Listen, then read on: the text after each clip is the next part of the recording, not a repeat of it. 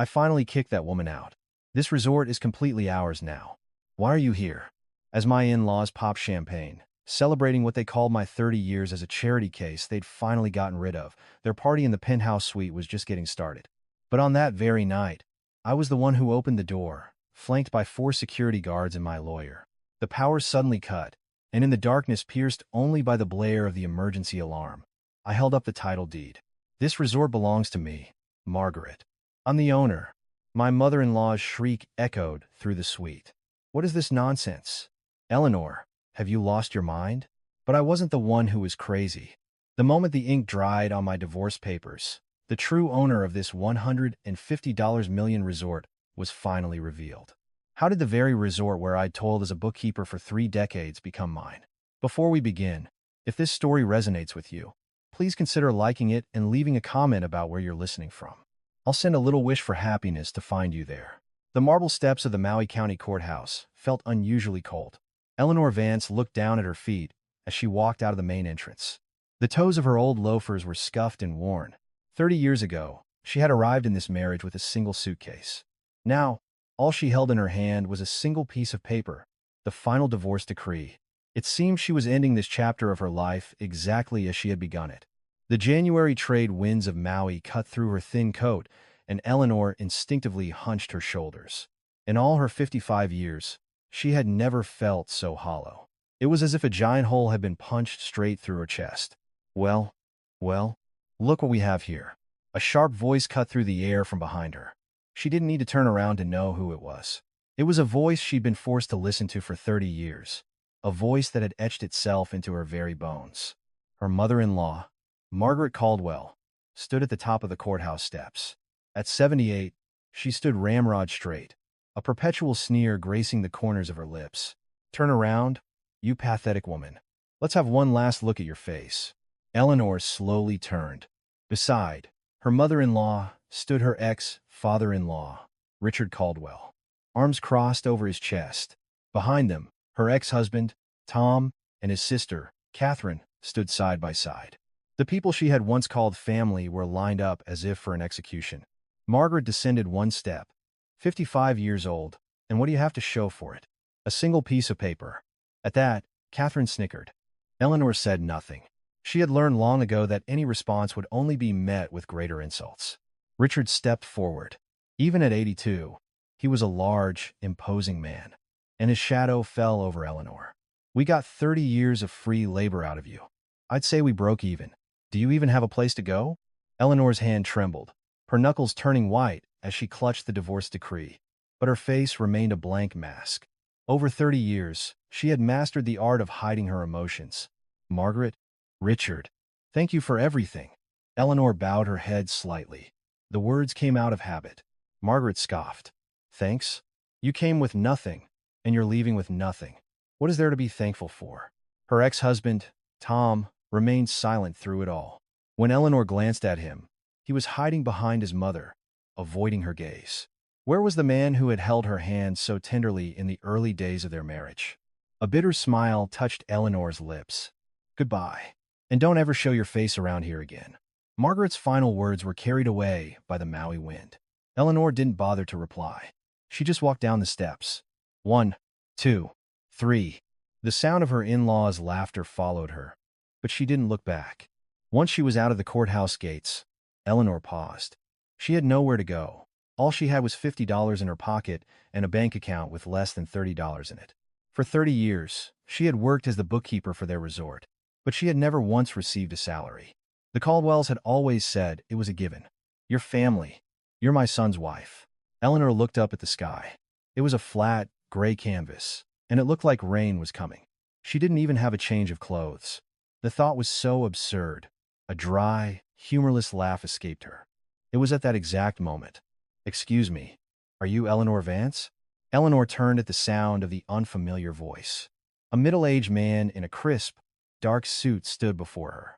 He held a leather briefcase, and his expression was professional, though she detected a hint of nervousness in his eyes. "Who are you?" Eleanor took a step back. Was he sent by her in-laws? Or maybe he was one of Tom's debt collectors. She had only recently discovered a $250,000 gambling debt had been taken out in her name. My name is David Chen. I'm an attorney with Chen and Associates. The man offered her a business card. Eleanor took it, but kept her guard up. A lawyer? What do you want with me? I'm here to deliver the last will and testament of Mr. Arthur Sterling. Eleanor's eyes widened. She had never heard that name before. Arthur Sterling? Who is that? David Chen hesitated for a moment, then lowered his voice. Mr. Sterling passed away 2 months ago. In his will, he named you, Eleanor Vance, as his sole heir. Eleanor stared at the lawyer, dumbfounded. The words didn't make sense. Heir. It was a word she'd never encountered in her own life. Wait a minute.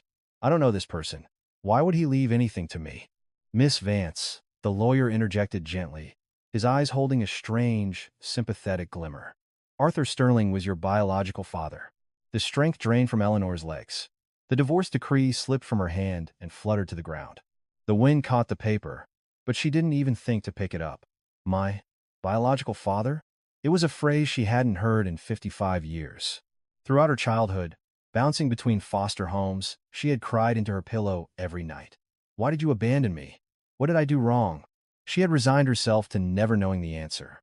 And now, in the middle of a courthouse plaza, a stranger was handing it to her. Is this a scam? What do you want from me? Eleanor took another step back, her voice trembling. I understand. This is a lot to take in, David Chen said, pulling a large envelope from his briefcase. And here is a USB drive with a voice recording from Mr. Sterling. There are also the results of a DNA test, a copy of the will, and a list of the inherited assets. Please, just take this. Whether you believe it or not is your decision, after you've reviewed everything. With a trembling hand, Eleanor accepted the envelope. Her entire body was shaking, so much so that she could feel her own heartbeat in her fingertips. Until the very end, Mr. Sterling was trying to find you, the lawyer added. Could you come to my office tomorrow? We can discuss the details then. Eleanor clutched the envelope to her chest. A cold wind blew, but the shivering that racked her body didn't feel like it was just from the cold. A single drop of rain fell from the sky, then another. Standing in the rain, Eleanor looked up. For the first time in 55 years, someone had come looking for her, even if it was after he had already left this world. A mixture of rain and tears streamed down her face. The next morning, Eleanor stood in front of the office of Chen and Associates in a high-rise in Kahului. She hadn't slept a wink. She'd spent the night in a cheap motel, staring at the ceiling. She had picked up and put down the USB drive dozens of times, unable to summon the courage to press play. When she opened the office door, David Chen was waiting. His expression was softer than the day before. Welcome, Miss Vance. Please, have a seat. Eleanor sat gingerly on the edge of a leather sofa. A stack of documents sat on the coffee table, next to an open laptop. Were you able to listen to the USB drive last night? Eleanor shook her head. I couldn't. I was too scared. The lawyer nodded with an understanding look. Then allow me to first explain a little about Mr. Sterling. You can listen to the recording afterwards. Eleanor clasped her hands tightly in her lap. Her heart was hammering against her ribs. Arthur Sterling was a pioneer in the Hawaiian tourism industry. He started with a single small guest house 40 years ago and built it into a chain of luxury resorts across the islands. He passed away earlier this year from a long-term illness. He was 81. Eleanor listened in silence. It still didn't feel real. When Mr. Sterling was 23, he met his first love. The lawyer's voice softened. But there was a vast difference in their social standing. He was the eldest son of a prominent Maui landowning family, and she was the daughter of a poor family from a small fishing village. His family forbade the marriage. Eleanor's hands began to tremble. She could guess where this story was headed. They were forced to separate, and shortly after, the woman discovered she was pregnant. But she never told Mr. Sterling. She gave birth to the child alone and, due to her difficult circumstances, had to give the baby up for adoption. Tears welled in Eleanor's eyes. Her throat felt tight, and she couldn't speak. That child, Miss Vance, was you. Eleanor covered her face with her hands, her shoulders shaking. It was a story she had never heard in her 55 years. She had never known why she was abandoned or who her parents were. She remembered all the nights she cried as a child, moving from one foster home to another, until she met her foster mother, Maria Rossi. At 15, the word family had always been something that belonged to other people. Mr. Sterling found you 20 years ago through a private investigator. Eleanor looked up, her eyes red and swollen. 20 years ago? Then why? He couldn't come forward, the lawyer said with a regretful expression. By that time, Mr. Sterling already had a wife and a son. He was afraid that suddenly appearing would disrupt your life. And more importantly, the lawyer paused for a moment. He knew how you were being treated at the Caldwell's resort. Eleanor's eyes widened.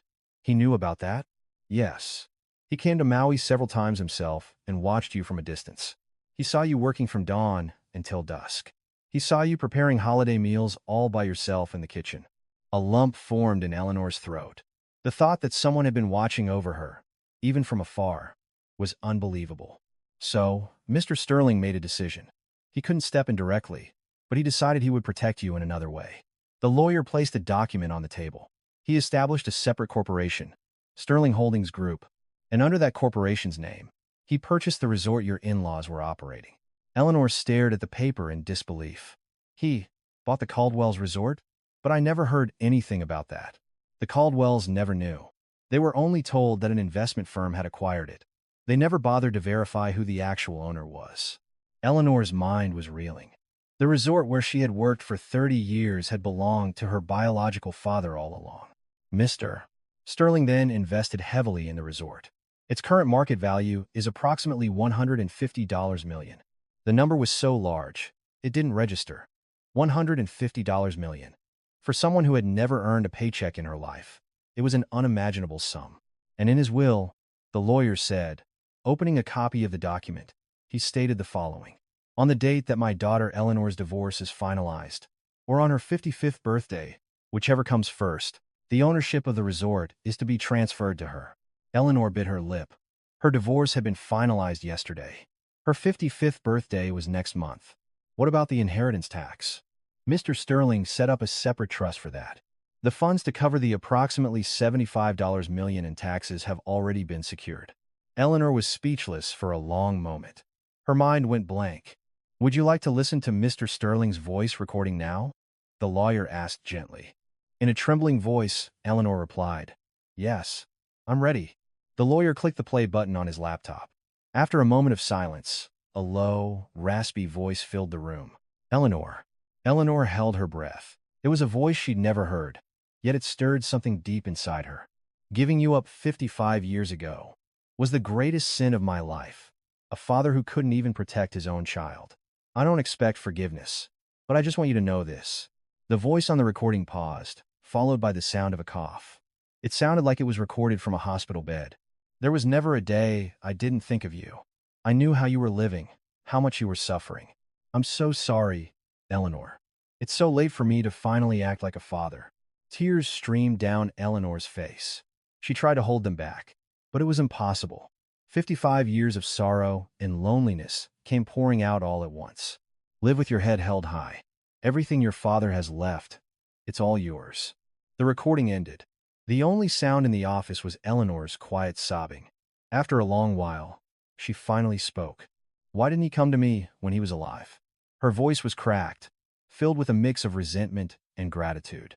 To think that all this time, when she felt completely alone, she wasn't. The lawyer spoke softly. He told me to tell you one last thing before he passed. Eleanor looked up.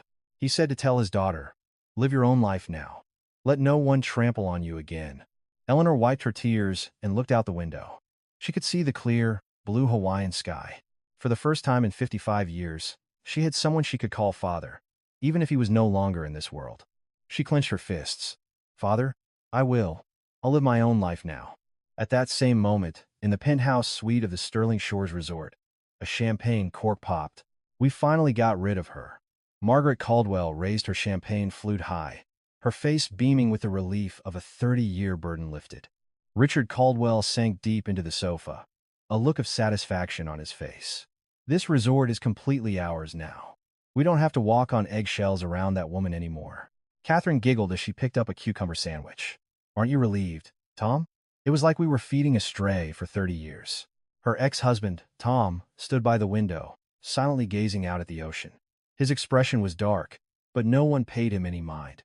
Margaret took a sip of champagne and said excitedly, I'm redecorating tomorrow. I'm tearing out everything in her old room, starting with the wallpaper. It happened in that instant. All the lights in the penthouse suite went out. What the? A power outage? Richard shot to his feet. In the pitch-black darkness, he couldn't see a thing. Then, the emergency alarm began to wail, its shrill cry echoing down the hallway. "Oh my God! What's happening?" Margaret screamed. Through the darkness, the door to the suite swung open. Silhouetted against the red emergency light from the hallway stood a figure. It was a woman in a dark coat. It was Eleanor. Behind her stood 4 men in black suits, and her lawyer, David Chen. Margaret rubbed her eyes and shrieked. "Eleanor, what are you doing here? We threw you out yesterday." Eleanor didn't answer. She walked slowly into the suite, the sound of her heels clicking on the marble floor. This was not the walk of the submissive woman who had bowed her head for 30 years. The emergency lights cast a red glow over the room, illuminating Eleanor's face. Traces of last night's tears were still visible around her eyes, but her gaze was as hard as steel. "Margaret, Richard," Eleanor began, her voice steady. "We've had a good run for 30 years. Richard stepped forward. "What is this nonsense? What are you doing here?" Eleanor nodded to her lawyer. David Chen stepped forward and placed 2 documents from his briefcase onto the table. "This is the title deed transfer for the property, and this is an eviction notice." Margaret snatched the papers. As she read them, her face turned ashen. "What is this?" "The owner of the resort is Eleanor Vance." Eleanor took a step forward. "This resort belongs to me, Margaret." Richard grabbed the documents from his wife. He squinted, reading the text, and his hands began to shake. "Sterling Holdings Group. Arthur Sterling. What is all this? He was my biological father." Eleanor's words sent a shockwave through the room. "My father acquired this resort 20 years ago. You never knew, did you, Richard? You just thought some investment firm bought it." Richard's knees gave out, and he collapsed onto the sofa. In his 82 years, he had never experienced a shock like this. Margaret shrieked. "You're lying. How could you cook up a story like this? This is fraud." "Fraud?" Eleanor looked at her coldly. "Margaret, what did you call me for 30 years? Margaret's mouth froze shut. "Charity case. Useless freeloader. Bad luck. I heard it every day. I heard it when I woke up at 4 a.m. to cook breakfast for 20 people. I heard it when I stayed up for 3 straight nights preparing for holiday parties." Eleanor's voice trembled slightly, but her gaze never wavered. "But you know what, Margaret?" Eleanor slowly approached her. "That charity case is now the owner of a $150 million resort." Margaret's face contorted with an unreadable expression of rage and fear. You which?" "Security." Eleanor raised her hand. The 4 guards stepped forward. "Please help these people pack their things.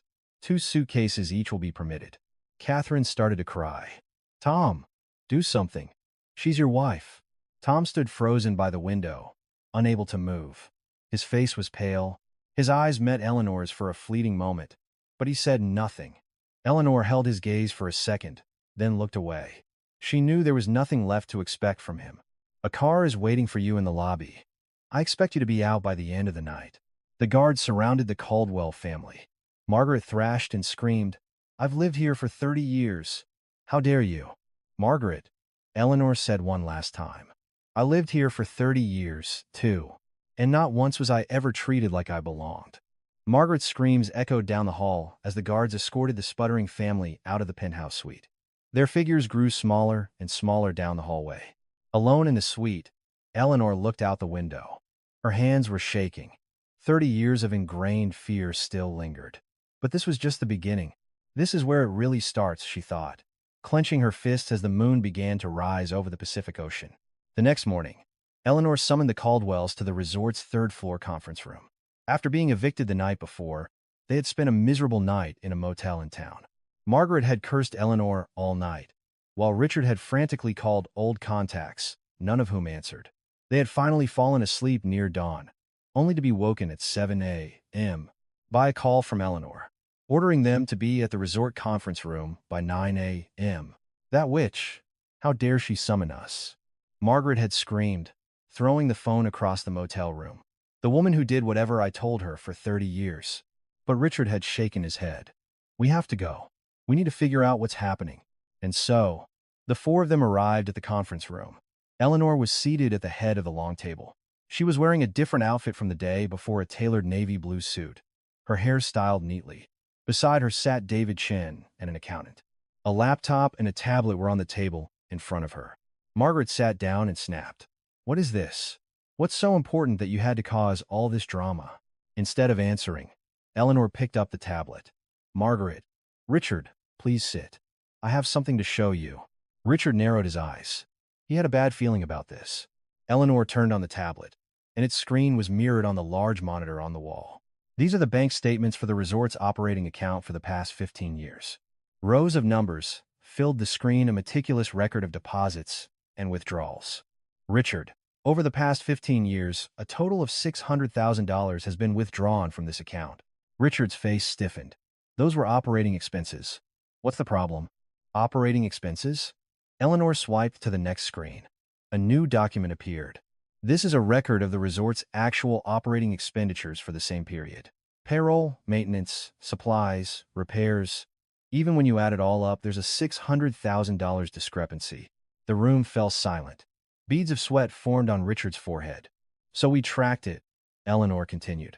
We traced where that $600,000 went. She swiped again. A property deed appeared on the screen. A condo in Wailea, purchased 3 years ago for $500,000. The registered owner is a Miss Brenda Martin. Margaret's eyes widened. She clearly recognized the name. Richard. Who is Brenda Martin?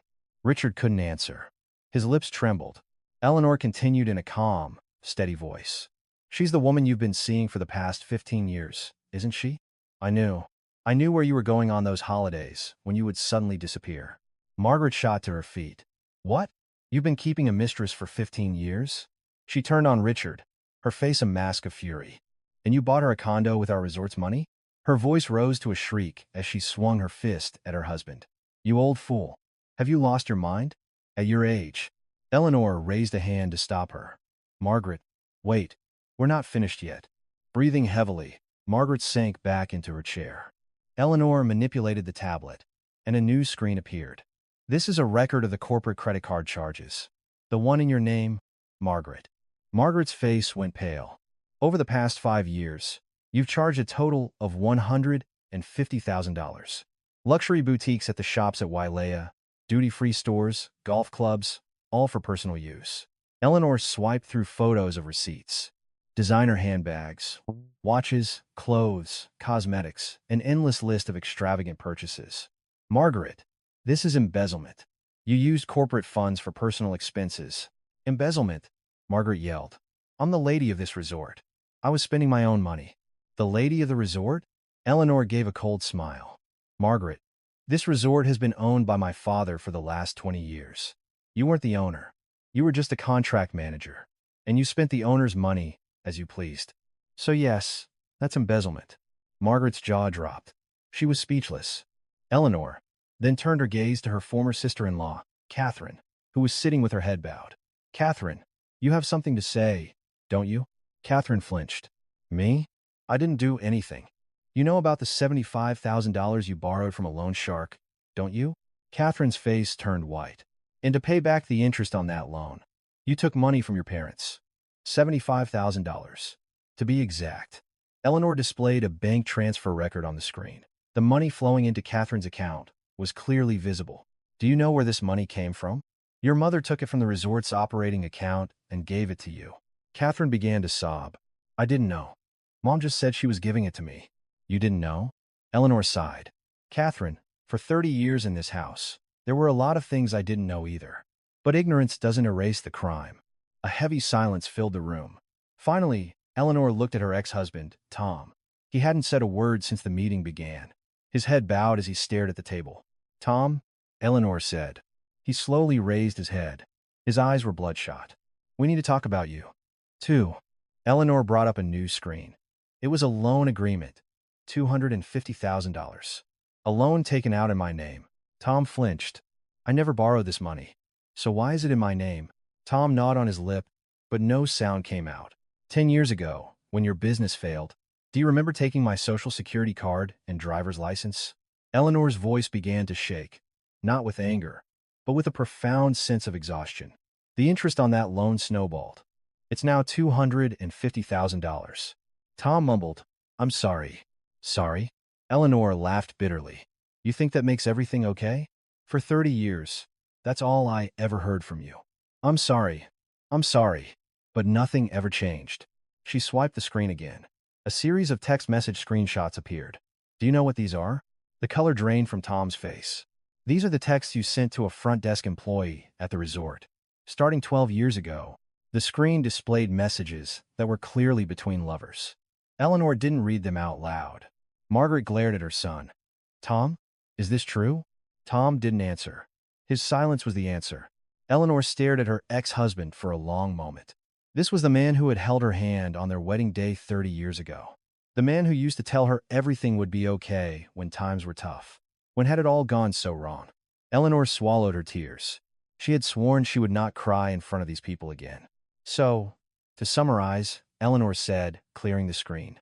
Richard, embezzlement of $600,000. Margaret, complicity in embezzlement and personal use of $150,000. Catherine, misuse of family funds, $75,000. And you, she looked directly at her ex-husband, a $250,000 gambling debt in my name and a 12-year affair. The room was deathly quiet. No one could refute a word. Richard finally spoke, his voice weak. So, what now? Are you going to sue us?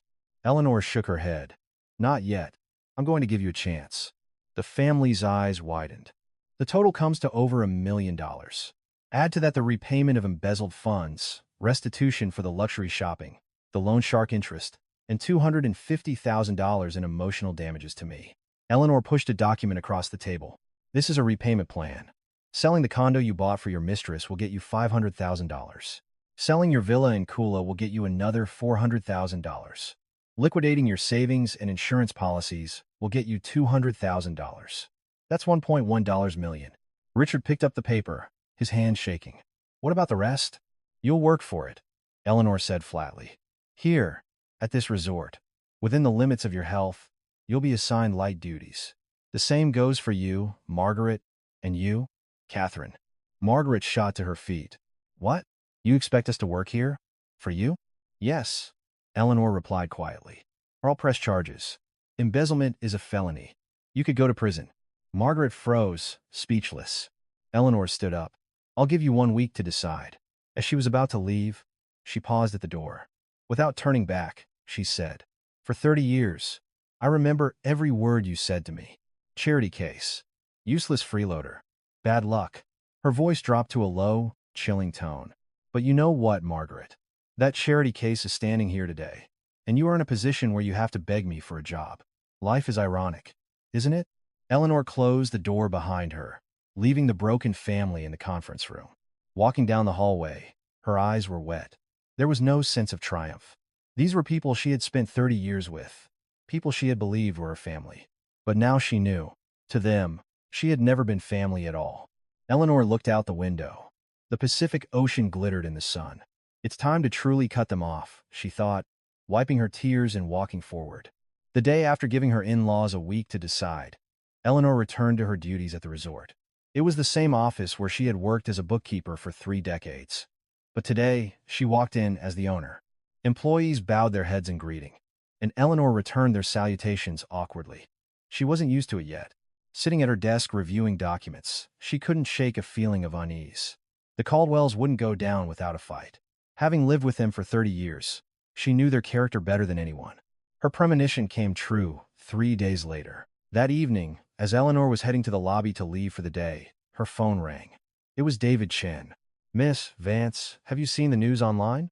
No. What's happened? Check it right now. I'm on my way. The call ended.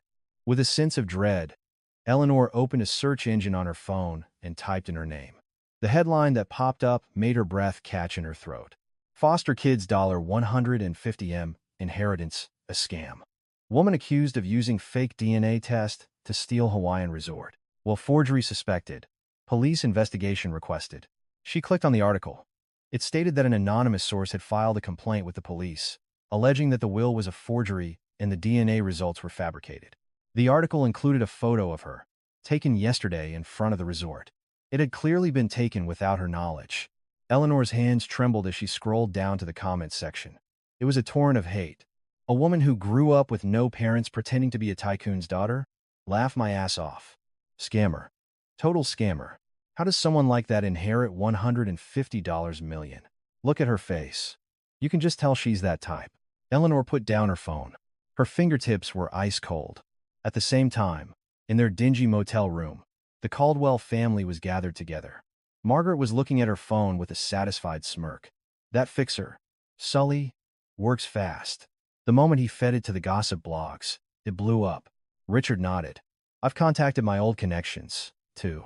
Starting tomorrow. The story will get even bigger. Catherine giggled. What's she going to do now, Mom? She's been branded a con artist. Margaret placed her phone on the table. This is just the beginning.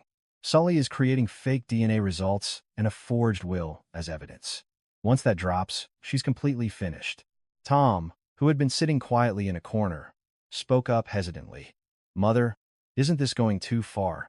What if Eleanor really is his daughter? Margaret glared at her son. Shut your mouth. What right do you have to defend her?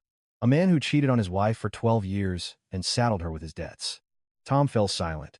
Staring out the window, Margaret muttered, after I raised her for 30 years, she turns on me and kicks me out. I won't go down that easily. The next morning, the situation had worsened. When Eleanor arrived at the resort's main entrance, she stopped in her tracks. A crowd of dozens of people was gathered at the gate, holding signs. Scammer, come out. Fake heiress, get out. Reveal the truth. They were hired protesters. It was obvious from their organized movements. Beside them stood several people holding cameras, live streaming for their YouTube channels. The moment Eleanor got out of her car, the crowd swarmed her. There she is. That's the woman. Camera flashes exploded in her face. Microphones were shoved in front of her. Miss Vance, is it true you forged the will? What do you have to say about the allegations of faking the DNA test? How did you manage to swindle your way into a $150 million resort? Eleanor couldn't say a word. Her mind went blank. Shouts came from all directions, and the camera flashes were relentless. Suddenly, something flew out of the crowd. Splat. An egg hit her squarely on the chest of her navy blue suit. The yolk burst, running down the fabric. Eleanor froze, rooted to the spot.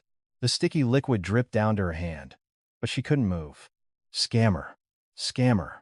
The crowd's chants beat against her ears. Someone threw another egg, this time hitting her shoulder. Her security detail finally rushed to her, forming a protective circle. As they escorted her into the resort, tears streamed down Eleanor's face. She hadn't cried during the 30 years of abuse from her in-laws. She had held it together when she learned of her husband's betrayal. But now, being called a scammer by complete strangers, her heart felt like it was breaking. Once in her office, Eleanor collapsed into a chair, not even bothering to change out of her soiled suit. Her phone rang nonstop. A vendor was on the line. I'm sorry, Miss Vance. We'd like to put our contract on hold until this situation is resolved. It was the first call. An hour later, a second vendor called. We're also going to have to suspend our business with you. It's an image problem. By the afternoon, a third had terminated their contract. The front desk called to report that several guests were demanding refunds, saying they felt unsafe after seeing the news. Eleanor stared out the window. The protesters were still there, and the YouTubers were still filming. David Chen entered her office. Miss Vance, are you all right? Eleanor shook her head weakly. I'm not all right. I don't know what to do. He sat down beside her. It seems the Caldwells hired a local fixer, a man named Sully. He's known for fabricating documents and manipulating public opinion. Eleanor closed her eyes. Can't I just prove that I'm his real daughter? I have the DNA results and the notarized will. The problem is public opinion, the lawyer's side. People have already started to accept the allegations as fact. The truth takes time to come out, but a lie can spread around the world in less than a day. Eleanor bowed her head, clenching her fists so tightly her nails dug into her palms. No one is on my side. She had been alone with her in-laws for 30 years, and she was alone now. Even with the truth and her father's legacy on her side, no one believed her. A wave of self-doubt washed over her. Am I going to lose this time too? Am I going to be thrown out with nothing again? It felt like she was being dragged back to the person she used to be, the one who just took the abuse. It felt like being trapped in quicksand, where the more you struggle, the faster you sink. With a trembling hand, she picked up her phone. She thought about calling her foster mother, Maria Rossi, but stopped. She didn't want to show her this side of herself. Miss Vance, the lawyer said softly, you can't give up. The truth will prevail. Eleanor looked up, her eyes red. Mr. Chen, Can I really win this? Just as he was about to answer, her phone rang again. It was an unknown number. Eleanor answered. Hello. A familiar voice came through the receiver. And Eleanor? It's Leo. Eleanor's eyes widened. Leo. Her nephew. The boy who had lost his parents in a car accident 25 years ago. The one she had secretly looked after. Leo. Why are you? I saw the news. I'm flying to Maui now. Leo's voice was firm. And Eleanor. I have evidence. I've been collecting it for 5 years. We can win this. Eleanor's heart began to pound. What kind of evidence? I'll show you when I get there. I'll land tonight. Just hang on. The call ended. Eleanor clutched the phone to her chest. Her hands were still shaking. But this time, it wasn't from fear. Maybe I'm not alone after all. Eleanor looked out the window. The sun was setting. Darkness was falling. But in a corner of her heart, a small flame had been kindled. Just hold on a little longer. Wiping her tears, Eleanor stood up. That night, Eleanor remained alone in the resort office. Darkness had fallen outside, and the protesters at the main gate had finally dispersed. But she couldn't go home. She didn't have one. The house she'd lived in for 30 years now belonged to someone else, and while she was temporarily staying in a suite at the resort, it didn't feel like a place of comfort. On her desk were printouts of the day's hateful articles. She stared at them for a long moment before sweeping them into the trash can. She checked the clock. It was 9 p.m. Leo had said he would arrive tonight. Leo. The name brought back a flood of memories from 25 years ago. Tom's older brother, Mark, had been 9 years his senior. Mark's wife, who had always been frail, passed away shortly after giving birth to Leo, and Mark raised his son alone. Then, when Leo was 7, Mark himself was killed in a car accident. The suddenly orphaned boy was ignored by the rest of the Caldwell family. Margaret had said it openly. His mother was cursed with bad luck and died young. Why should we have to raise a child with that kind of blood? Richard had waved his hand dismissively. Send him to a group home. We don't have the resources for this. Hearing those words had torn Eleanor's heart out. He was just a 7-year-old boy, a boy who had lost both parents and couldn't even properly cry. That night, Eleanor took Leo's hand. Leo, you have me, your Aunt Eleanor. It's going to be okay. From that day on, Eleanor secretly cared for Leo, always looking over her shoulder for her in-laws. She would sneak him food, buy him school supplies, and help him with his projects. After holiday dinners, she would creep into his room late at night to make sure he was tucked in.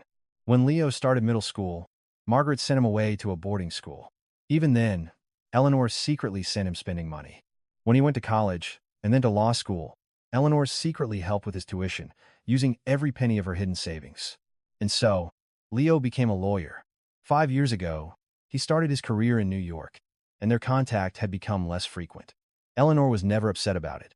Just knowing he was doing well was enough. And today, that boy was coming back. Knock, knock. Eleanor looked up at the sound. The door opened, and a familiar face appeared. It was a young man in his early 30s, wearing a neat suit and glasses, carrying a briefcase. Aunt Eleanor. She shot up from her chair. It was hard to believe the man standing before her was that same 7-year-old boy. Leo. He strode over to her. He was so tall now, a full head taller than her. I'm sorry I'm late. The flight was delayed. Eleanor couldn't speak. She just stared at his face. Aunt Eleanor. I saw everything on the news. Leo's voice was low and serious. It was Grandma, wasn't it? They've always been like this. Eleanor forced a smile. It's okay, Leo. I'm used to this kind of thing. You shouldn't be used to it, Leo said firmly. You've put up with it for 30 years. It's time to end it. Eleanor looked into his eyes. They weren't the tear-filled eyes of a 7-year-old. They were the eyes of a determined, resolute man. Leo, you said you have evidence. Leo opened his briefcase and placed a thick envelope on the table. 5 years ago, when I became a lawyer, I made a promise to myself, he said, opening the envelope. I knew a day would come when I'd need to help you. So, I started gathering evidence. For 5 years, documents, a USB drive, and photos spilled out of the envelope. First, this is a recording of Grandma hiring the fixer to forge the documents. Leo held up the USB drive. How did you get this? I have a contact in the fixer's office. A friend from law school worked there for a while. He recorded it for me. Eleanor stared at the USB drive in disbelief. Leo pulled out the next document. Second, This is a copy of Grandpa's secret second ledger, detailing the embezzlement. I copied it from the resort's storage room years ago. From the storage room? Yes. I snuck in and copied it one holiday when I was visiting to help you. I always knew he was cooking the books. Eleanor's hands trembled. She had no idea Leo had been preparing for this. Third, Leo said, pulling out bank statements. This is a record of the money that went to his mistress. Every single monthly transfer is here. Eleanor looked through the documents. They were meticulously organized by date and amount. It was clear how much effort he had put into this over the past 5 years. And this, Leo said, pulling out a small digital recorder, is the most important thing. What is that? It's a recording of the last 30 years. Eleanor's eyes widened. Ever since I was a kid, I secretly recorded things during the holidays. The things Grandma would say to you. Leo's voice trembled. I recorded you waking up at 4 a.m. to cook for 20 people. I recorded you doing the dishes without getting to eat a single bite. I recorded all of her verbal abuse. I have all of it. Eleanor stared at the recorder, biting her lip as tears welled up. Leo, why would you do all this? Aunt Eleanor, Leo said, taking her hand. When I was 7, my parents died. Grandma was going to throw me out. Do you remember? Eleanor nodded. You took my hand. You told me it was okay, that you were there for me. Leo's eyes reddened. That one sentence saved my life. From that moment on, I swore that one day, I would help you. Eleanor could no longer hold back her tears. They streamed down her cheeks. Leo, I went to law school with the money you secretly sent me. I became a lawyer with that money. Leo squeezed her hand. I became a lawyer for you, Aunt Eleanor. Now, it's my turn to fight. Eleanor broke down, sobbing. 30 years of repressed sorrow and loneliness came pouring out. I never knew that little boy would come back like this. Leo pulled her into a hug. You're not alone anymore, Aunt Eleanor. You have me. Eleanor clung to him, crying for a long time. When she finally calmed down, she wiped her tears and asked, Leo, with all this evidence, can we really win? Leo nodded. We're going to hold a press conference. We'll reveal the truth in front of every media outlet. A press conference? Yes. Public opinion is against you right now. To flip it all at once, we need to release irrefutable evidence. The recording of the fixer, the embezzlement ledger, the recordings of the abuse. If we release all of this, the narrative will change instantly, and I'll take the stand as a witness and testify personally. Eleanor looked at him. Testify? Yes. I'll tell everyone how you lived for the past 30 years. Everything. Leo's gaze was firm.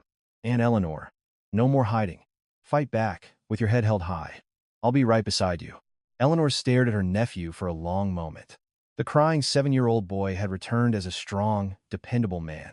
She wiped her tears and nodded. Okay, let's do it. Leo smiled. Aunt Eleanor, I'm starving. I'd love to have some of your cooking for the first time in a long time. A laugh escaped Eleanor's lips, a sound mixed with tears. Okay, I'll cook for you. What do you want to eat? Your minestrone soup. The one you used to sneak to me when I was a kid. I've never forgotten that taste. Eleanor took Leo's hand and stood up. Outside the window, the moon was shining brightly. It was a light in the darkness. She wasn't alone. For the first time in a long time, Eleanor felt a warmth blooming deep in her chest. It was hope. On the day of the press conference, the resort's grand ballroom was packed. Reporters from national news outlets had flown in. Dozens of cameras were set up, their flashes popping incessantly. The event was also being live-streamed on YouTube. Eleanor waited backstage, her hands shaking. Her heart felt like it was going to burst out of her chest. Aunt Eleanor, are you okay? Leo asked from beside her. She nodded, but her voice was stuck in her throat. Today was the day. The day the truth she had hidden for 30 years would be revealed to the world. She was betting everything on this. Aunt Eleanor, Leo said, taking her hand. I'm right here with you. You're not alone. Eleanor looked at her nephew. The little boy who had cried in her arms was now here to protect her. She took a deep breath. Let's go. The stage curtains opened. As Eleanor walked to the podium, she was hit by a barrage of camera flashes. It was blinding, but she kept her gaze fixed straight ahead. In the front row sat her former in-laws. Margaret Caldwell had her arms crossed, a smirk on her face. Richard looked relaxed. Catherine was giggling, and only Tom sat with his head bowed. She could hear Margaret whisper to the person next to her. Looks like she's finally ready to surrender. She'll probably break down and beg for forgiveness. Eleanor heard the words, but didn't let her expression change. She stood at the microphone. Good morning. My name is Eleanor Vance. The room fell silent. For the past few days, articles have been circulating about me.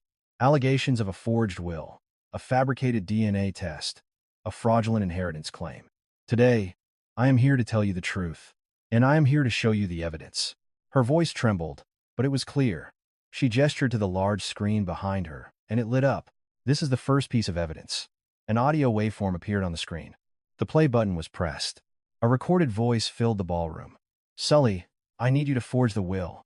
That freeloader can't be allowed to inherit anything. It was Margaret's voice. A murmur went through the room. The recording continued. You need to fake the DNA results, too. I'll pay you whatever it takes. She cannot be his daughter. Absolutely not. Reporters started scribbling furiously. The cameras all swiveled towards the Caldwells. The smug look on Margaret's face vanished, replaced by panic. Eleanor continued. This is the second piece of evidence. Security footage appeared on the screen, showing a middle-aged man in a dark office creating documents. This is footage of the fixer, Sully, fabricating the fake will and forged DNA report. The video clearly showed him editing documents on a computer, stamping them, and putting them through a copier. The room buzzed with activity. Richard's face turned pale, his hands beginning to shake. This is the third piece of evidence. Eleanor paused, taking a breath. This is a voice recording from my biological father, Arthur Sterling. A voice filled the room. Eleanor. It was low and raspy, punctuated by a cough, as if recorded from a hospital bed. Giving you up 55 years ago was the greatest sin of my life. A father who couldn't even protect his own child. I don't expect forgiveness. The entire room held its breath. But you are my daughter. Eleanor, you are my biological daughter. The world needs to know this. The recording ended. A wave of sympathy washed over the room. Eleanor presented her fourth piece of evidence. Finally, this is the official, certified DNA test result from the National Forensics Institute. An official document appeared on the screen. Test result, 99.99% probability of paternity. Arthur Sterling and I are father and daughter. Eleanor looked out at the reporters. This is the truth. I am not a scammer. A round of applause broke out. Reporters raised their hands, shouting questions. At that moment, Leo walked onto the stage. My name is Leo Vance. I am Eleanor Vance's nephew, and I am a witness here today. The cameras turned to Leo. He stood at the microphone, his voice firm. For 30 years, I personally witnessed how my aunt lived. The ballroom fell silent again. My aunt woke up at 4 a.m. every single morning to prepare a breakfast table for more than 20 family members. But not once was she allowed to sit at that table. Gasps could be heard from the audience. My grandmother constantly called her a charity case, a freeloader, a curse. She heard those words every single day for 30 years. Leo's eyes reddened. When I was 7, I lost both my parents. My grandmother was going to put me in a group home. It was my Aunt Eleanor who took my hand. He looked at Eleanor. Despite the risk of angering her in-laws, she secretly raised me. She fed me. She paid for my education, all while never receiving a single dollar in salary herself. A somber mood settled over the room. I became a lawyer to repay her kindness. And for the past 5 years, I have been gathering evidence, believing that a day would come when I could help her. Leo turned and looked directly at the Caldwells in the front row. Grandma, Grandpa, stop this. 30 years is enough. Margaret shot to her feet. That's all fabricated. That recording is a fake. Security guards moved towards her. I never said those things. She's making it all up. Margaret shrieked. But no one believed her. Just then, the doors at the back of the ballroom opened, and 3 police officers walked in. Richard Caldwell, Margaret Caldwell, Catherine Caldwell. You are requested to come to the station for questioning regarding embezzlement and conspiracy to commit forgery. The room erupted. Camera flashes went off like a lightning storm. Richard stumbled to his feet, his legs unsteady. What is this? Why me? An officer approached him. We are acting on a complaint filed in advance. We request your presence at the station. A decision on whether to request an arrest warrant will be made within the week. Margaret collapsed into her chair, all the strength gone from her legs. This can't be happening. It can't be. Catherine burst into tears. Tom just sat there, his head buried in his hands. Eleanor watched the scene unfold. These were the people who had trampled on her for 30 years, and now they were crumbling before her eyes. But she felt no triumph. In place of vengeful satisfaction, there was only a quiet, hollow feeling. It wasn't anger or joy. It was just the emptiness of finally setting down a heavy burden. The press conference was over. Eleanor walked backstage, her legs feeling weak. Leo was there to support her. "Aunt Eleanor, it's over. We won." She nodded, her eyes wet. "Thank you." "Leo, don't thank me. I just did what I had to do." Eleanor looked out a window. The sun was shining brightly. It was finally over. The darkness of 30 years was lifting, and the light was finally pouring in. That evening, the news headlines were completely different. A 3-0. Year abuse survivors triumphant counterattack. The in-laws were the real frauds. True heiress's dramatic vindication. Warrants expected for former in-laws in conspiracy case. Public opinion had flipped entirely. The comment sections were now filled with messages of support for Eleanor. She stood on the roof of the resort, looking out at the ocean. "Father," she whispered to the wind, "I did it." A gentle breeze blew, as if in reply. It felt warm. Eleanor closed her eyes. For the first time in 30 years, her heart felt light. 3 days after the press conference, life was beginning to change. Public opinion had swung completely in her favor. Supportive articles flooded the news, and the internet was filled with comments denouncing the Caldwells. Margaret and Richard were in and out of the police station for questioning, and the fixer, Sully, was already in custody. Eleanor was slowly piecing her life back together. Business at the resort was returning to normal. 2 of the vendors who had canceled their contracts called to reinstate them. Guest bookings were on the rise. She thought it was finally over. But she was wrong. That morning, as Eleanor was reviewing paperwork in her office, a commotion erupted in the lobby. "Eleanor Vance, get out here. Get out here right now." She looked down from her office window. A group of 5 or 6 rough-looking men had stormed the lobby. They were loud and aggressive. Security guards were trying to block them, but they weren't backing down. "Pay us the $250,000. Your husband took it out in your name." Eleanor's face hardened. They were her ex-husband's creditors. She went down to the lobby, with Leo and David Chen following close behind. "What seems to be the problem?" Eleanor asked calmly, though her heart was pounding. The apparent leader of the group, a man in his mid-40s with sharp, predatory eyes, stepped forward. "You're Eleanor Vance, right? Your husband, Tom Caldwell, borrowed $250,000 from us. In your name." "I did not borrow that money. My ex-husband used my identity without my consent." "That's your problem, not ours," the man sneered. "On paper, it's your name. Legally, we collect from you." Leo stepped forward. "I'm her attorney. That debt was incurred through identity theft and is currently being disputed in court. Any illegal collection activities will be met with legal action." The creditor scoffed. "A lawsuit? Do you know how many years that takes? We need our money now." He raised his voice. "If you don't pay up in 1 week, we'll be back here every single day and make sure you can't do business. We'll tell every guest that the owner of this place is a deadbeat." Guests in the lobby began to murmur. The faces of the staff turned pale. Eleanor clenched her jaw. She had just managed to win over public opinion, and now another crisis was erupting. The security guards managed to escort the men out, but they continued to shout as they left. 1 week. You've got 1 week to get the money." After the lobby quieted down, Eleanor let out a long sigh. "Why isn't it over?" Leo put a hand on her shoulder. "Aunt Eleanor, don't worry. I'll handle the identity theft case. It might take some time, but we'll get it resolved." She nodded, but her heart felt heavy. Around lunchtime, more bad news arrived. David Chen rushed into her office. "Miss Vance, we have a problem." "Another one? What is it this time?" A weary note crept into her voice. "Arthur Sterling's son, Arthur Jr., has filed a lawsuit to contest the inheritance." Eleanor's eyes widened. Arthur Jr., her biological father's son from his legal marriage. Her half-brother, 5 years her junior. A lawsuit? On what grounds? He's suing to invalidate the will.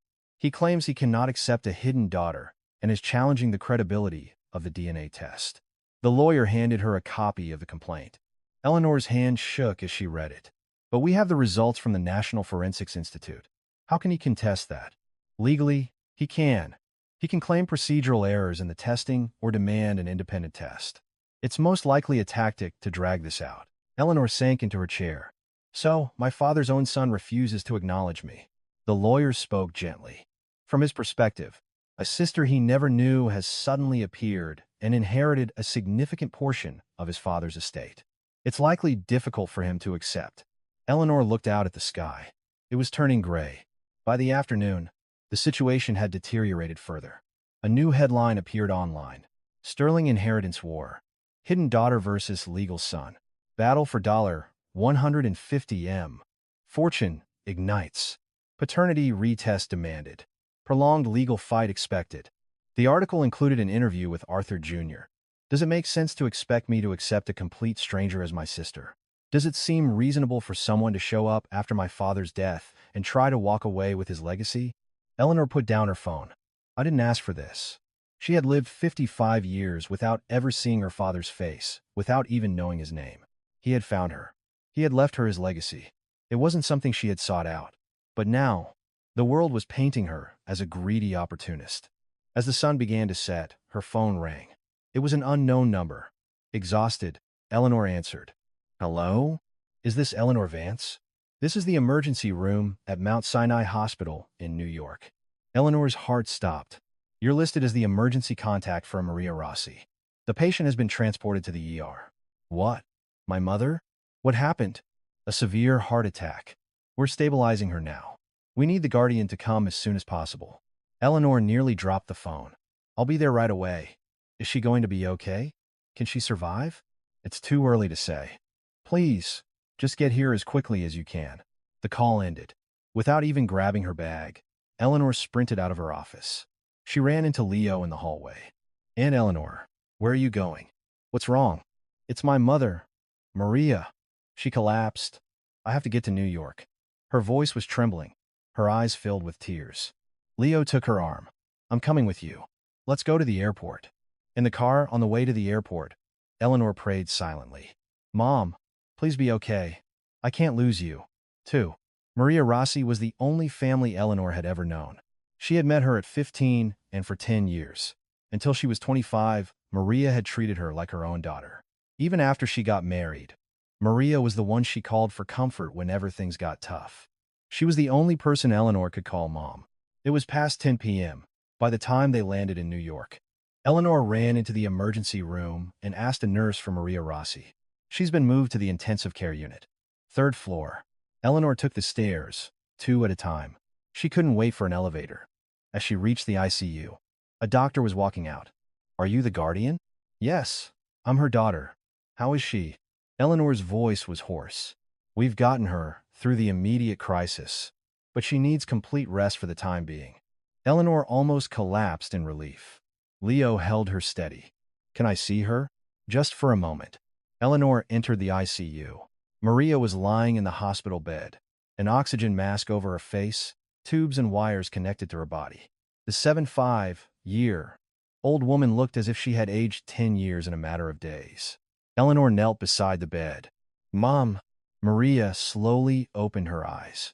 Her gaze was unfocused, but she seemed to recognize Eleanor.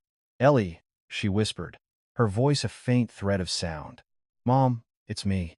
It's Eleanor. She took Maria's hand. It was cold. I saw the news, Maria said with great effort. My Ellie, you've been through so much. Tears streamed down Eleanor's face. Mom, I'm okay. I didn't tell you because I didn't want you to worry. Liar. Maria managed a faint smile. I know how hard it must have been. Eleanor couldn't hold back any longer. She held Maria's hand and sobbed. Mom, you collapsed because of me, didn't you? You saw the news and you worried. No, Maria said, squeezing Eleanor's hand. There was little strength in her grip, but it was warm. My daughter finally found her name. I was so happy. It made me cry. Eleanor bowed her head and wept. Mom, please get better. I can't live without you. Maria stroked her hair. Don't cry, my Ellie. It's your time to be happy now. Holding Maria's hand, Eleanor made a silent vow. Mom, I will win. I promise you, I will win. After leaving the ICU, Eleanor sat on a bench in the hallway, unable to stop her tears. Leo sat beside her. Aunt Eleanor, are you okay? She shook her head. No, I'm not okay at all. She clenched her fists. But I can't give up. She looked up, her eyes still wet, but a fire was lit within them. For my mother's sake, I have to win. The creditors, my half-brother. I don't care who comes at me. I won't lose. Leo nodded. I'll be right here with you. All the way. Eleanor looked out the hospital window. There were no stars in the New York night sky. But she knew, above the clouds, the stars were always there. Just you wait. I will finish this. Wiping her tears, Eleanor stood up. A month passed. Her foster mother, Maria Rossi, recovered and was discharged from the hospital. Eleanor flew back and forth between New York and Maui, caring for her mother while relentlessly preparing for the upcoming trials. Leo and David Chen worked day and night, and finally, the court date arrived. In the Maui District Criminal Court, Eleanor sat in the front row of the gallery. Leo was beside her. Her heart was racing, but she forced herself to remain calm. In the defendant's box sat 4 people. Margaret Caldwell, charged with complicity in embezzlement and conspiracy to commit forgery. Richard Caldwell, charged with embezzlement. Catherine Caldwell, charged with complicity in embezzlement. And the fixer, Sully, charged with forgery. Just a month ago, these were the people who had looked down on her. Now, they sat with their heads bowed. Margaret looked as if she had aged a decade, and Richard's back was stooped. The judge entered. All rise. The trial proceeded smoothly. The evidence presented by the prosecution was reviewed one by one. The secret ledger, the bank transfer records, the video of the forgery, the recording of Margaret's instructions. The evidence was irrefutable. The defense attorney tried to argue, but the facts were too strong. Then, it was time for the witness testimony. The prosecution calls Leo Vance to the stand. Leo stood up. His eyes met Eleanor's, and he gave a slight nod, a silent message of reassurance. On the witness stand, Leo began to testify in a calm, steady voice. I am the grandson of the defendant, Richard Caldwell, and the nephew of the victim, Eleanor Vance. The courtroom fell silent. For 30 years, I personally witnessed how my aunt lived. His voice echoed through the courtroom. My aunt woke up at 4 a.m. every day to prepare breakfast before the rest of the family was even awake. During holidays, she would work for 3 days straight, cooking for over 20 relatives all by herself. A murmur of sympathy went through the gallery. But not once was my aunt allowed to sit at the table with everyone else. My grandmother wouldn't permit it. Leo looked at the defendants. Margaret bowed her head even lower. My grandmother always called her a charity case, a freeloader, a curse. She endured hearing those words every single day for 30 years. The judge made a note. When I was 7, I lost both of my parents. My grandmother was going to send me to a group home. It was my Aunt Eleanor who took my hand. Leo's eyes reddened. She secretly raised me, always looking over her shoulder. She fed me and paid for my education, all while she herself never received a single penny in salary. A somber atmosphere filled the courtroom. I became a lawyer to repay her kindness. And for 5 years, I collected evidence, believing that one day I would be able to help her. Leo looked at the judge. Your Honor, for 30 years, my aunt was exploited under the guise of family. It is time for justice to be served. His testimony concluded. A heavy silence hung in the air. After a brief recess, the judge began to read the verdict. Defendant Richard Caldwell, guilty of embezzlement. Defendant Margaret Caldwell, guilty of complicity in embezzlement and conspiracy to commit forgery. Defendant Catherine Caldwell, guilty of complicity in embezzlement. Defendant Sully, guilty of forgery. A soft cry came from the defendant's box. Margaret covered her face with her hands. However, the judge continued. The court notes that the victim has offered a settlement and has expressed a desire to avoid incarceration for the family members. He looked at Eleanor. Miss Eleanor Vance, would you please state the terms of your settlement agreement? Eleanor stood up. Her legs were shaking, but her voice was steady. Your Honor, I do not wish to send these people to prison. The courtroom buzzed. Instead, I have conditions. She looked at the defendants, the people who had crushed her for 30 years. Now, they just look pathetic. First, all real estate owned by the Caldwells is to be sold immediately to repay $1.1 million. This amount covers the embezzled funds, emotional damages, and all other restitution. Second, the remaining debt of $250,000 will be paid back through labor at the resort. They will be assigned light duties, within the limits of their health. Margaret looked up, her expression one of utter disbelief. If these conditions are met, I will not pursue further criminal penalties. The judge nodded. Does the defense accept these terms? After a brief conference, their lawyer replied, "We accept." The judge delivered the sentence. This court sentences the defendants to 2 years in prison, suspended for a probationary period of 3 years. Failure to comply with the terms of the settlement will result in the immediate revocation of this suspension. The gavel fell. The trial was over. As Eleanor walked out of the courtroom, Leo was waiting in the hallway. "Aunt Eleanor, it's over." She nodded, but her heart was a mix of emotions.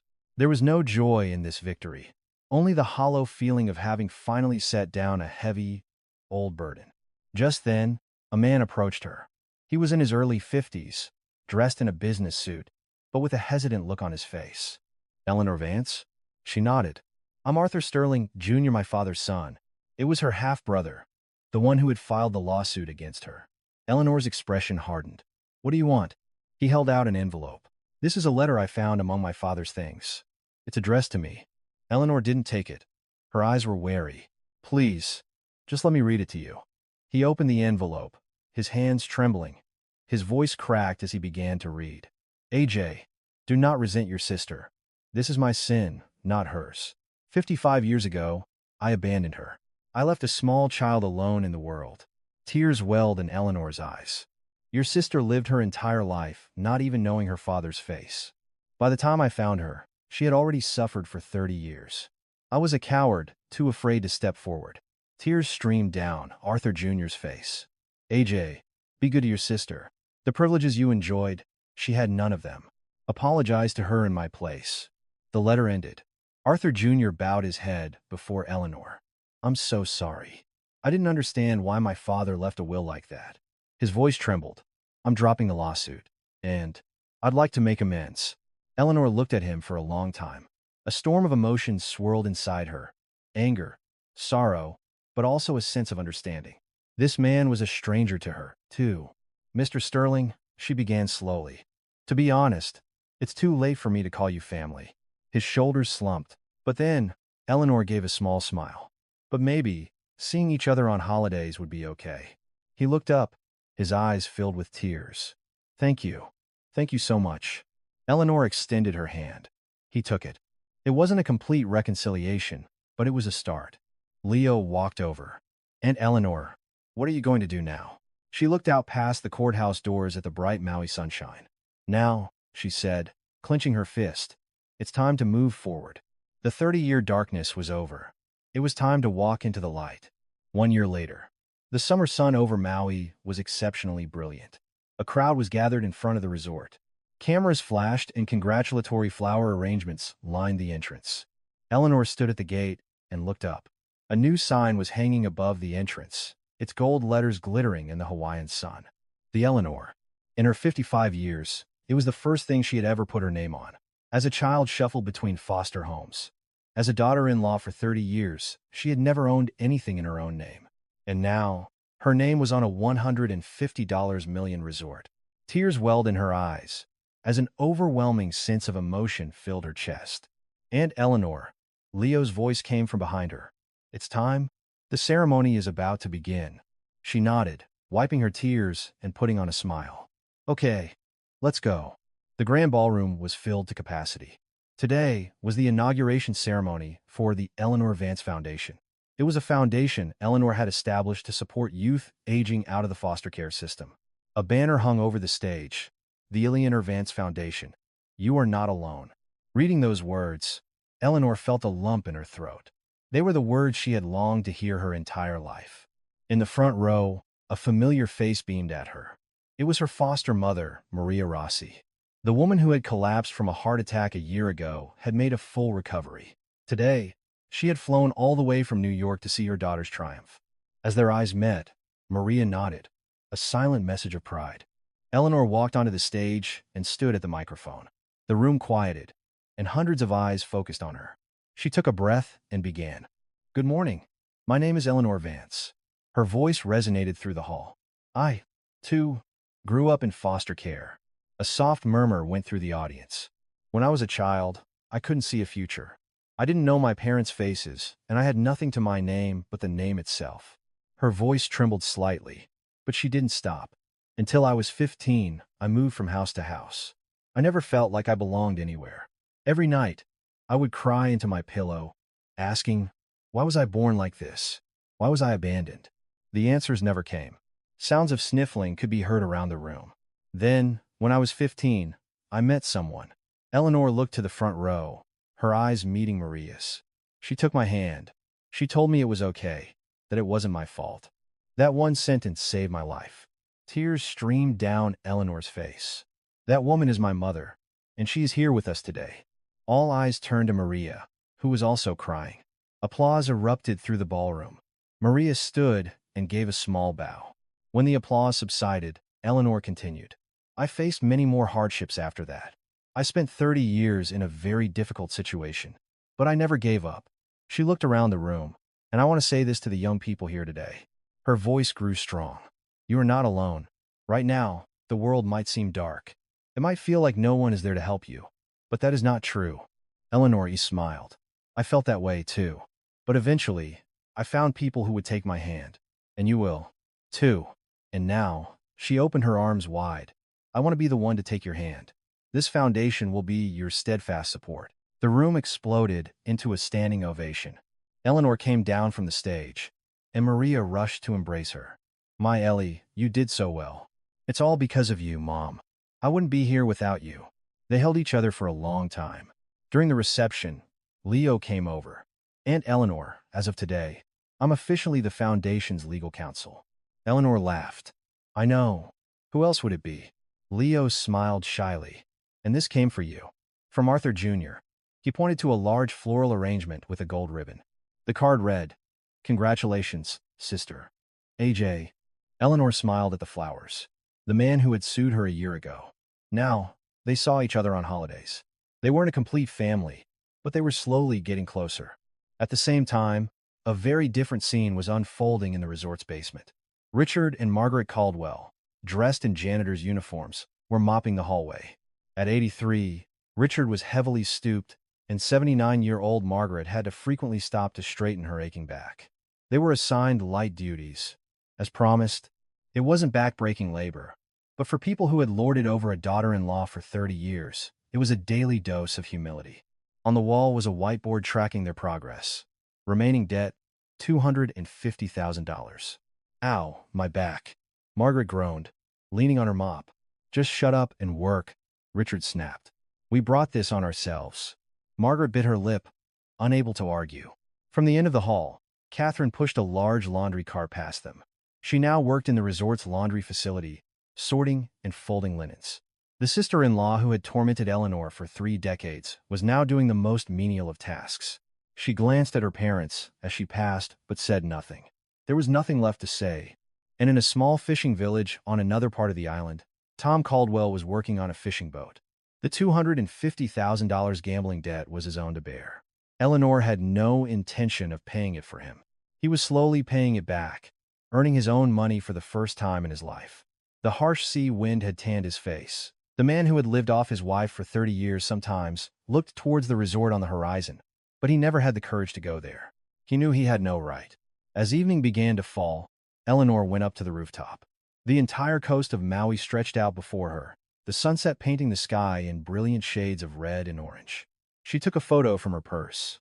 It was a picture of her father, Arthur Sterling, that David Chin had given her. The man in the photo had a kind smile. Father, she said, looking at the picture, I found my name. I'm taking good care of what you left me. A warm breeze blew, as if in reply. I'm here because of you. And now, I'm going to spend my life giving back what I've received. Just like you. Tears welled in her eyes, but they weren't tears of sadness. Thank you, Father. And I love you. She heard footsteps behind her. It was Maria and Leo. Ellie, there you are, Maria said, standing beside her. Leo stood on her other side. The three of them stood in a line, watching the sun dip below the horizon. What are you thinking about, Aunt Eleanor? Leo asked. Eleanor smiled. Just that it took a long time to get here. Maria took her hand. It did, but you made it. Yes, Eleanor nodded. I finally made it. She looked out at the ocean as the last sliver of sun disappeared. She had lived for 55 years. Half of that as an abandoned child, the other half as an oppressed daughter-in-law. She had never lived for herself. But now, it was different. The Eleanor. The Eleanor Vance Foundation. Her name was on everything. She was no longer someone's daughter-in-law or someone's wife. She was simply Eleanor. She closed her eyes, the sea breeze on her face. The 30-year darkness was over. The light was finally here. "Mom, Leo," she said, opening her eyes. "My real life is just beginning." Maria wrapped an arm around her shoulder. Leo beamed. The three of them stood there until the sky was completely dark and the stars began to appear over the Pacific Ocean. In Eleanor's eyes, a new light was shining, as bright as any star. If today's story resonated with you, even in a small way, I hope you'll visit again. If you feel inclined, please leave a warm message for the story's hero. That small kindness might be what helps someone else get through their tomorrow. I'm sincerely rooting for your today and your tomorrow. Thank you for listening.